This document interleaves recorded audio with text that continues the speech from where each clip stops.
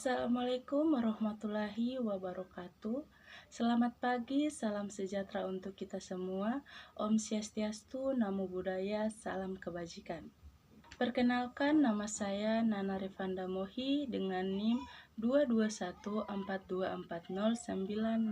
Saya mahasiswa semester 1 dari jurusan Ilmu Hukum Kemasyarakatan, Prodi PPKN, Fakultas Ilmu Sosial. Sebelumnya, saya mengucapkan terima kasih karena Anda telah meluangkan waktu Anda sedikit untuk menonton video presentasi saya.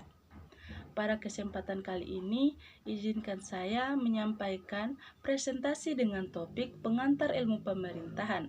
Topik ini saya pilih semata-mata ingin menyelesaikan tugas yang diberikan langsung oleh dosen pengampu mata kuliah pengantar ilmu pemerintahan yang biasa kami sapa dengan Bapak Roni Lukum, SPD MSc. Harapan saya melalui presentasi ini, kita dapat bersama-sama memahami dan mendalami pembahasan ini dengan lebih baik.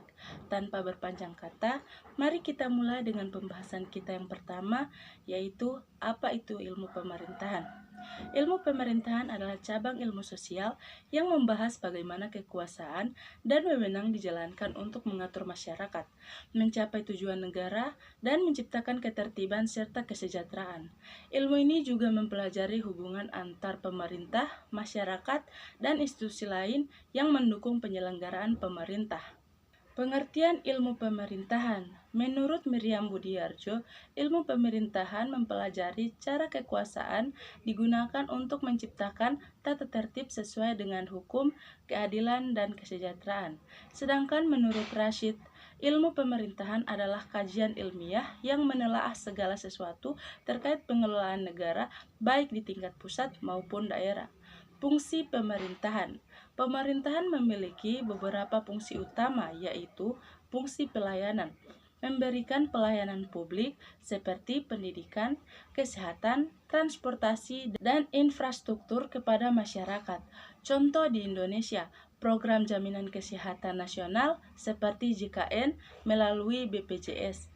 Fungsi kedua yaitu fungsi pengaturan, membuat kebijakan, aturan, dan regulasi untuk mengatur kehidupan masyarakat. Contohnya, penerapan Undang-Undang Cipta Kerja untuk mendorong investasi dan lapangan kerja. Fungsi penegakan hukum, menjaga keamanan, ketertiban, dan menegakkan supremasi hukum. Contoh, operasi pemberantasan korupsi oleh KPK. Fungsi pembangunan, meningkatkan taraf hidup masyarakat melalui pembangunan ekonomi, sosial, dan infrastruktur. Contoh di Indonesia yaitu proyek pembangunan jalan tol Trans Sumatera. Fungsi pertahanan dan keamanan, melindungi negara dari ancaman internal dan eksternal. Contohnya, operasi pengamanan di wilayah perbatasan. Tujuan pemerintahan. Pemerintahan bertujuan untuk menciptakan kesejahteraan masyarakat. Pemerintah berperan menyediakan kebutuhan dasar seperti kesehatan, pendidikan, dan pekerjaan. Menegakkan keadilan, menghapus diskriminasi, dan memberikan perlakuan yang sama di hadapan hukum. Menjaga keamanan dan ketertiban, melindungi masyarakat dari ancaman kriminalitas, konflik, dan bencana. Meningkatkan kedaulatan negara, memperkuat posisi negara dalam hubungan internasional. Karakteristik pemerintahan yang efektif. Yang pertama, legitimasi. Pemerintah yang sah diakui oleh rakyat dan pemerintah berdasarkan hukum. Yang kedua, responsif. Pemerintah hukum peka terhadap kebutuhan dan aspirasi masyarakat. Yang ketiga yaitu efisien dan efektivitas, mengelola sumber daya negara secara optimal untuk mencapai tujuan. Yang keempat, transparansi dan akuntabilitas. Pemerintah terbuka terhadap pengawasan dan bertanggung jawab atas kebijakan yang diambil. Yang kelima, partisipasi masyarakat, melibatkan masyarakat dalam pengambilan keputusan. Kita masuk pada teori-teori pemerintahan. Yang pertama, teori kekuasaan Max Weber. Kita masuk pada teori pertama menurut Max Weber, yaitu tradisional, berdasarkan adat dan tradisi. Karismatik, berdasarkan kepribadian pemimpin, sedangkan rasional legal berdasarkan aturan hukum formal. Yang kedua, teori pemisahan kekuasaan Montesquieu. Kekuasaan negara dibagi menjadi 3, legislatif, eksekutif, dan yudikatif, untuk mencegah kekuasaan absolut. Yang ketiga, teori good governance. Pemerintah yang baik mencakup partisipasi masyarakat, transparansi, dan akuntabilitas. Yang keempat, teori demokrasi Abraham Lincoln. Pemerintahan berasal dari rakyat, oleh rakyat, dan untuk rakyat. Contoh kasus pemerintah di Indonesia. Baik, di sini kita akan masuk pada contoh kasus pemerintah yang ada di Indonesia. Yang pertama yaitu korupsi dana bansos pada tahun 2020. Kasusnya mantan Menteri Sosial Juliari Batubara terbukti korupsi dana bantuan sosial COVID-19. Masalah penyalahgunaan kekuasaan, kurangnya transparansi dalam pengelolaan dana publik. Dampaknya, hilangnya kepercayaan masyarakat terhadap pemerintah, kerugian negara, hingga miliaran rupiah. Yang kedua, kebakaran hutan di Kalimantan dan Sumatera. Kasusnya pembukaan lahan dengan pembakaran oleh perusahaan besar. Masalah lemahnya penegakan hukum terhadap perusahaan pelaku. Ketidakefisien dalam pencegahan kebakaran. Dampaknya kerugian lingkungan dan kesehatan masyarakat, meningkatnya emisi karbon global. Yang ketiga, polarisasi politik pemilu 2019. Kasusnya polarisasi masyarakat akibat persaingan politik antar kubu Jokowi dan Prabowo. Masalah penyebaran hoaks dan ujaran kebencian. Masyarakat terpecah secara ideologis. Dampaknya gangguan stabilitas sosial. Fokus pemerintah teralihkan dari isu pembangunan. Yang keempat, ketimpangan pembangunan wilayah Papua. Kasusnya, proyek Jalan Trans Papua menghadapi tantangan medan berat dan konflik bersenjata. Masalahnya, kesenjangan pembangunan antara Papua dan wilayah lain, lemahnya koordinasi pusat daerah. Dampaknya, ketidakpuasan masyarakat Papua, meningkatnya gerakan separatis.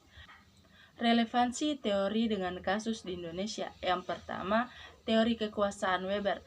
Kekuasaan tradisional terlibat pada Konsultan Yogyakarta. Kekuasaan rasional legal diuji dalam kasus penegakan hukum seperti korupsi. Yang kedua, teori good governance. Kegagalan penerapan prinsip transparansi dalam kasus korupsi dan bansos. Yang ketiga, teori pemisahan kekuasaan Montesquieu. Keseimbangan antara legislatif, eksekutif, dan yudikatif diuji dalam konflik politik dan hukum di Indonesia.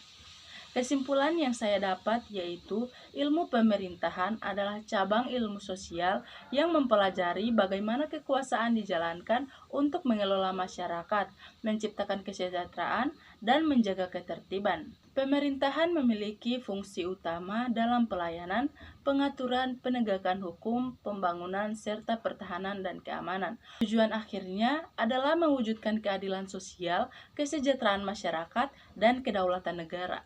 Teori-teori pemerintahan seperti teori kekuasaan Max Weber, pemisahan kekuasaan Montesquieu, teori demokrasi Lincoln, dan good governance UDPD memberikan kerangka untuk memahami prinsip-prinsip pemerintahan yang ideal. Namun, dalam praktiknya, Indonesia masih menghadapi berbagai masalah seperti korupsi yang melemahkan kepercayaan masyarakat terhadap pemerintah. Yang kedua, ketimpangan pembangunan yang menciptakan kesenjangan antar wilayah. Dan yang ketiga, polarisasi politik yang mengganggu stabilitas sosial. Yang keempat, krisis lingkungan seperti kebakaran hutan akibat lemahnya penegakan hukum. Dari berbagai kasus yang terjadi di Indonesia, dapat disimpulkan bahwa tata kelola pemerintahan yang baik membutuhkan penegakan hukum yang tegas, penerapan prinsip transparansi dan akuntabilitas, partisipasi aktif masyarakat dalam pengambilan keputusan. Pemerintahan yang efektif tidak hanya bergantung pada sistem dan kebijakan, tetapi juga pada komitmen moral para pemimpin dan kesadaran kolektif masyarakat untuk bekerja sama dalam mencapai tujuan negara. Dengan demikian, upaya perbaikan sistem pemerintahan harus menjadi agenda bersama yang terus diperjuangkan. Baik, demikianlah pemaparan yang dapat saya sampaikan pada kesempatan kali ini. Semoga apa yang telah disampaikan bermanfaat dan dapat memberikan wawasan bagi kita semua. Terima kasih atas perhatian dan waktunya yang telah diberikan. Wassalamualaikum warahmatullahi wabarakatuh. Salam hormat, salam Pancasila. Sampai jumpa.